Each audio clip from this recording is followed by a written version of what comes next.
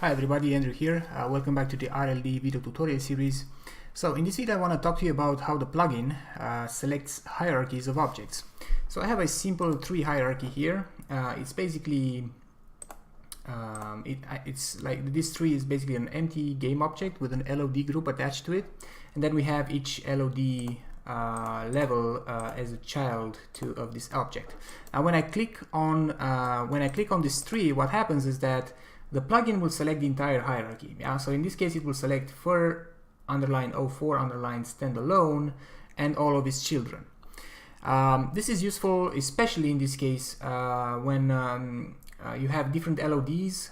When you click on one LOD and you start moving it around with a gizmo, for example, you want to make sure that all the other LODs are also updated along with it, because otherwise when another LOD will be activated, it will be basically it will be rendered in the wrong place, because only one LOD was manipulated by the gizmo, right?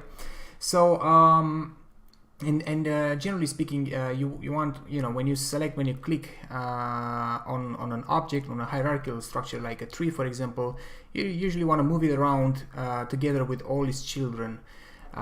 So this is why it works this way. Make sure to check the docs, because there is actually a way to change this. You can actually customize the way in which the object selection is performed, and I talk about that in the doc, so make sure that you read the doc about how to change this at the API level. But for now, I just want to show you something. I just want to show you a common scenario, something that you will encounter, especially when working with pre-made scenes. So let's say that you've imported a pack from the asset store. You will usually, most of them are really nicely organized, and you'll come across something like this. So they have like an empty object which acts as a container for different object categories. So in this particular case, we can assume that the scene contains that the pack contains a series of tree objects, and they're all children of this trees object, right? Now let's see what happens if I click on one of the trees. You can see, because the plugin selects entire hierarchies, when I click on one of the meshes, the plugin will just keep going upwards and upwards inside the hierarchy until it reaches the root, which is the trees in this case, and it will select the root and all its children, which is not it's not something that you really want to do. So I mean, sometimes it could be, but most of the times it's not. You just want to go in there and transform each tree object individually. So what you can do in this case, you can expand the RLD app hierarchy object, go to select the RT object group DB object group database, and drag and drop these three objects right over here and in this drop area.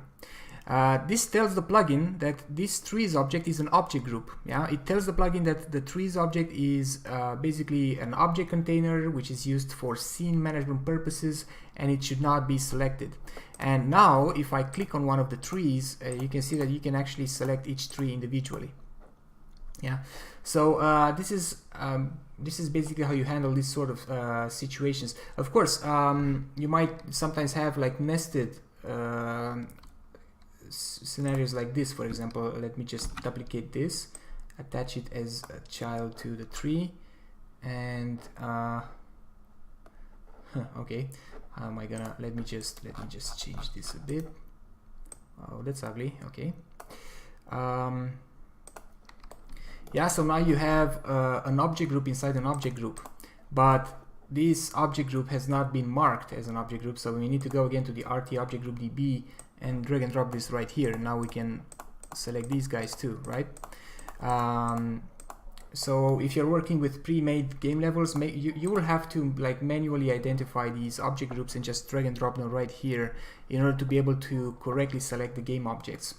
Again, there is also an API for working with object groups at runtime, so be sure to make the to check the doc. You can basically create object groups at runtime, and you can you know, you can basically attach objects to object groups, which allows you to manage your scene a little bit better. Because you are, I mean, if you are building, for example, a level editor, this sort of arrangement is actually quite useful, because it allows you to, for example, quickly hide and show entire groups of objects. Like, for example, we could disable the trees objects. Maybe we just want better visibility in some area or something like that. Yeah, so object groups are a really useful concept, and I actually recommend that you organize your scenes in this manner. Right, so yeah, that's pretty much everything that I wanted to show you. Thank you very much for watching. Bye bye.